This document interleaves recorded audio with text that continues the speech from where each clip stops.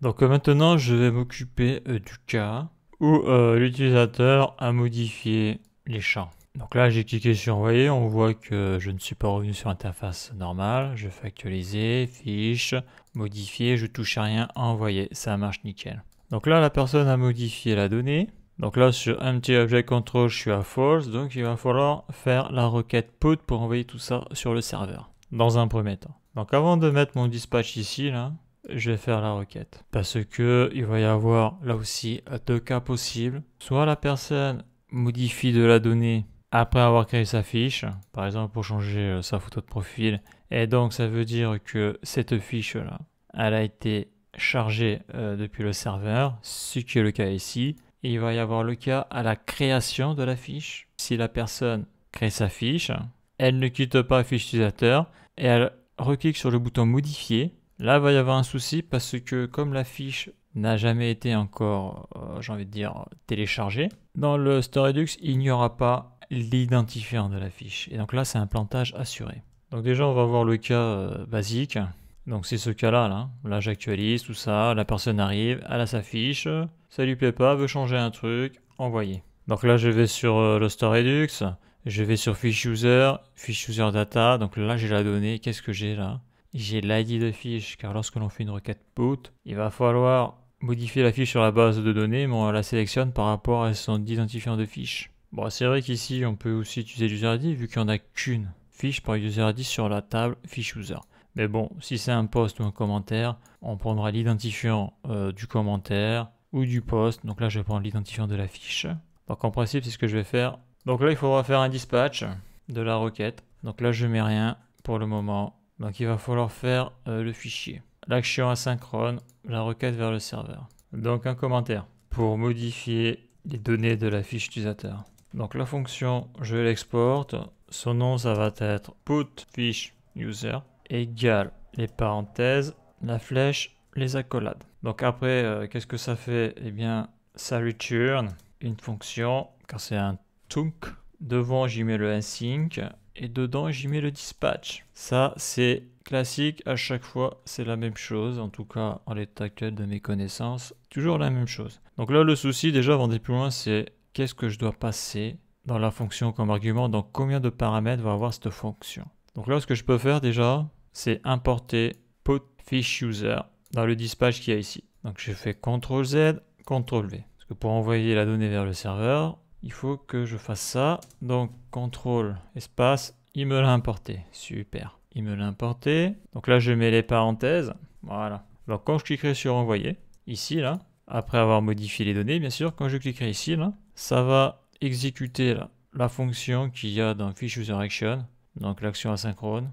Et après, ici, je vais mettre la requête. Donc là, déjà, j'ai besoin de savoir qu'est-ce que je dois passer dans la fonction. Donc déjà, on sait deux choses. Ça, c'est sûr. Il faut l'user ID et le token. Ça, c'est pour passer l'authentification, car toutes les routes sont protégées.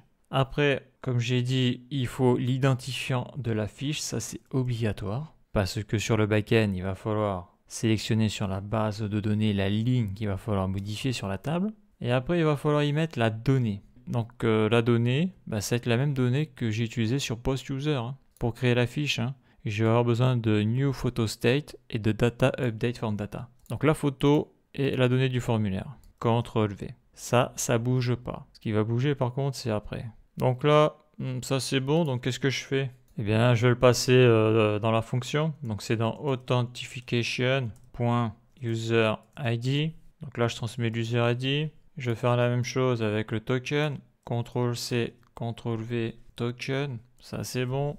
C'est de la bonne couleur. Voilà. Et c'est là où j'ai mon ID de fiche. Et là, j'ai créé ma clé spéciale. Je ne l'ai pas encore importée, il me semble. Et que j'ai mis dans le StoreRedux. C'est présence ID fiche. Voilà. Donc ça, c'est obligatoire. C'est pour prendre en compte le cas où la personne fera une modification de sa fiche à la création de la fiche. Donc après, je récupère la photo dans New Photo State. Et ici, là, donc New Photo State. Et ici, j'ai Data Update Form Data. Et donc là, pour la data, je vais mettre Data Update Form Data. Donc lui, on l'avait vu, quand je modifiais les inputs. Ça mettait à jour cette variable-là. Donc là, c'est bon. Data Update Form Data. Voilà. Donc c'est vrai que présence ID fiche et ID fiche, j'aurais pu mettre le même nom là. Donc j'ai pas mis le même nom à cause du nom de la clé là, présence ID fiche. Et c'est vrai que sur la requête put, je préfère avoir ID fiche, pour moi c'est mieux. Même si ça peut porter à confusion. Donc là, présence ID fiche, on voit qu'il n'est pas déclaré là. Donc je vais le déclarer. Donc bien sûr, après il y aura un réducteur, obligatoirement parce que de base, l'ID fiche est vide. Donc il va falloir un endroit du programme que j'injecte l'ID de fiche dans cette clé là. Et si elle n'est pas présente, je ferai une requête get pour aller la chercher sur la base de données. Donc ça, on le verra avec les réducteurs. Donc déjà, je vais déclarer là présence ID fiche. Non, je vais le mettre ici là. Donc je fais const. Ça va être présence. Je fais un CTRL V ID fiche. Donc je vais utiliser le useSelector. D'ailleurs, ça va aller plus vite. Je vais faire ça. CTRL C, CTRL V. Il est bien ici dans le slice fiche user, c'est ça. Et la clé, c'est présence ID fiche. CTRL C, CTRL V. Donc ça, c'est bon. Si je descends, il n'y a plus d'erreur. Donc là, je récupère ce qu'il y a dans le StoreRedux. Donc là, pour le moment, c'est un objet vide. Donc voilà l'action que je vais dispatcher. Donc j'ai bien l'user ID, le token, l'ID de fiche, la photo et la donnée. Donc après la requête, je vais prendre la requête que j'avais fait avant. Hein. La requête put, donc elle est où là? Je l'ai supprimée. Donc on l'a sur la copie. Fiche user display copy. Voyons. Elle est où la requête? Ça, je vais le mettre ici. Donc la requête put, l'ancienne, elle est ici là. Elle est ici. La requête pour envoyer les données vers le serveur, je vois que c'est la méthode put, donc c'est la requête put. On voit donc tout ce qu'il fallait faire pour la validation et on voit tout ce qu'il fallait mettre à jour au niveau des states. C'est vrai qu'avec React Redux, il y a des choses qui sont plus simples à gérer et on voit dans les useEffects tout ce qui était surveillé. Il y avait un peu de monde. Mais en tout cas, tout ça, ça marchait très bien avec React 17. Avec React 18, ça marche moins bien. En tout cas, avec l'ancienne logique. Donc moi, qu'est-ce que je vais avoir besoin là? Je vais avoir besoin de l'URL, de la méthode, du headers et du body. Voilà. Ouais, attends, je vais ça comme ça parce qu'en plus, je dois mettre ça au format form data dans le body parce que il va y avoir la photo. Ou pas d'ailleurs, mais il faut que je puisse transférer une photo. Donc en gros, ça va ressembler à la requête post, mais il y aura des modifs spécifiques à la requête put. Donc ok, ça c'est bon. Donc là, je vais la taper. Donc un petit commentaire, la requête put. Donc je vais appeler ça. Donc, je vais faire une fonction fetch put data. Donc, aller chercher la donnée, requête put. Donc, c'est toujours la même chose. Hein. Async, les parenthèses, la flèche, les accolades. La réponse, je vais la stocker dans une variable. Donc, c'est await, l'API fetch. Dedans, j'ai besoin de l'URL. La route, elle est ici. Je sélectionne. CTRL V. D'ailleurs, j'avais déjà sélectionné les autres. Voilà, ça, c'est toujours le problème quand tu sélectionnes trop de trucs en même temps. Ça part en vrille, toujours. Je sélectionne, CTRL C, ouais c'est à cause de la clé je pense. CTRL V. Vaut mieux aller des fois progressif, au moins il n'y a pas d'erreur. Donc là, data, je la vire, ça, je le vire. C'est bon, j'ai bien l'ID de fiche. User ID, ouais c'est pour ça que j'avais laissé le nom ID de fiche parce que c'est ce qu'il y avait sur la requête. Donc après, qu'est-ce qu'il me faut? Il me faut de l'objet de configuration. Donc la méthode put. Alors attends, là pourquoi il me met ça comme ça lui? Ah oui, c'est une string. Et le headers, donc ça va être authorization, bearer, voilà, ça c'est bon. Et après, qu'est-ce qu'il me faut là? Donc ça, je le vire. Il me faut le body. Le body, deux points, et là, je vais mettre form data. Donc là, form data, il n'est pas déclaré. Alors, je vais aller chercher dans ma requête post, c'est le même. Post ici, form data et ici. CTRL C. Voilà. Et je vais me mettre ici, là, juste avant le return, CTRL V. Voilà, donc quand on envoie une image, hein, ça passe par form data. Donc là, j'ai mon image et là, j'ai la donnée. Jusque là, tout va bien. Donc ça, c'est bon, ça, c'est bon. Donc après, la réponse du serveur, const data response, il faut la convertir. Await, donc la réponse du serveur, j'utilise la méthode .json qui est ici. Là.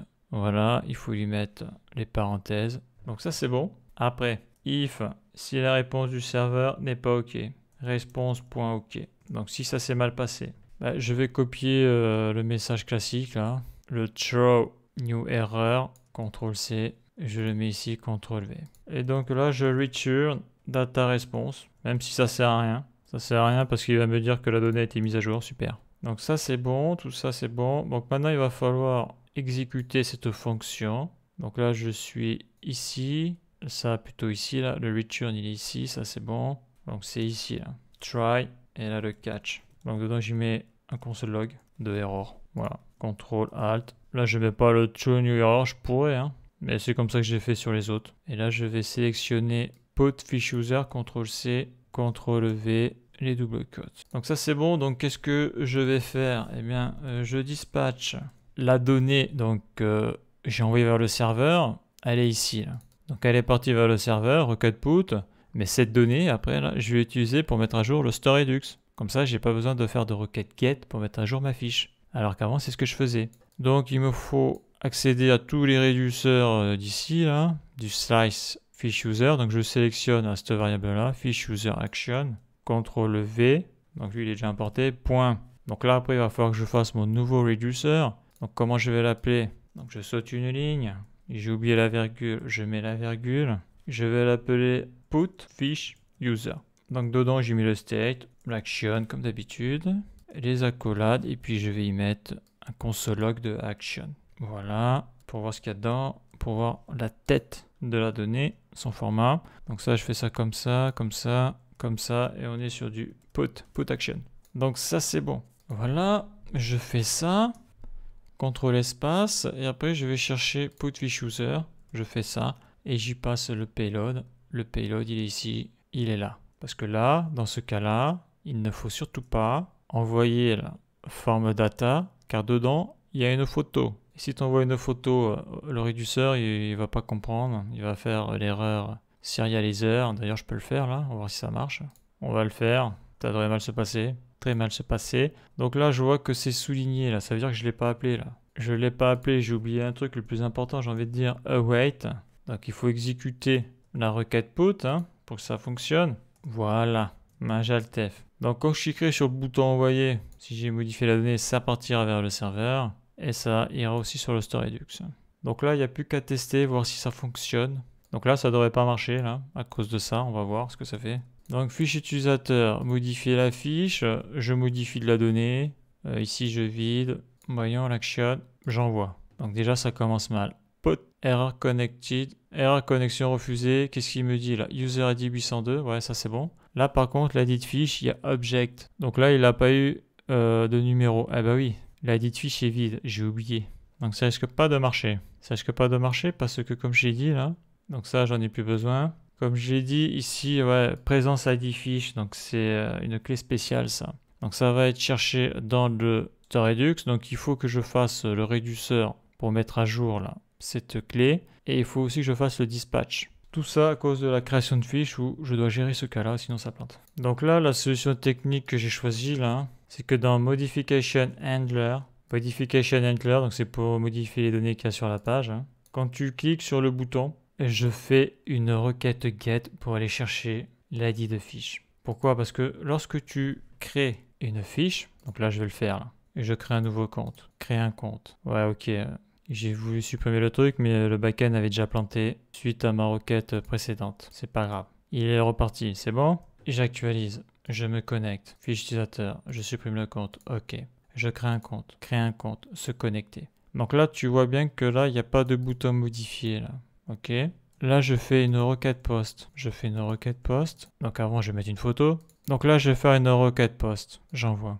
Donc là, on est dans le cas où l'utilisateur vient de créer sa fiche. Mais il n'a encore jamais changé de page. Donc ça veut dire que sur Redux, il a créé sa fiche sur la base de données. La base de données a généré un identifiant de fiche. Donc si là il clique sur modifier, on voit que sur mon dernier state, voilà, là c'est plus clair. Donc le user, c'est le 804 que je viens de créer. Sa fiche utilisateur, c'est combien là? L'ID de fiche, c'est 859. Est-ce que j'ai récupéré le 859? Non, non, je n'ai pas récupéré le 859. Donc ouais, ça aussi, à force de faire des vidéos ou à force de regarder ce truc, faut pas confondre l'user ID et l'ID de fiche. Là, je suis bien là, sur le dernier truc. Moi, j'ai absolument besoin là, de l'ID de fiche. J'ai le nom, non, ça je m'en fous. J'ai l'user ID, mais je n'ai pas l'ID de fiche. Voilà, c'est ça. On y est là. On y est. Donc là, quand le gars appuie sur le bouton modifier, il faut faire une requête pour aller chercher l'ID de fiche. Comme ça, il fait ses modifs, il clique sur envoyer et ça fonctionne. Donc ça veut dire quoi? Eh bien, ça veut dire que avant de tester là, ma requête output que je viens d'écrire, ici, là, eh bien, il va falloir que je fasse une requête get avec le dispatch qui va bien ici et le reducer qui va bien pour aller chercher l'identifiant de la fiche qui a été créée. Voilà, donc ça on le verra dans la prochaine vidéo.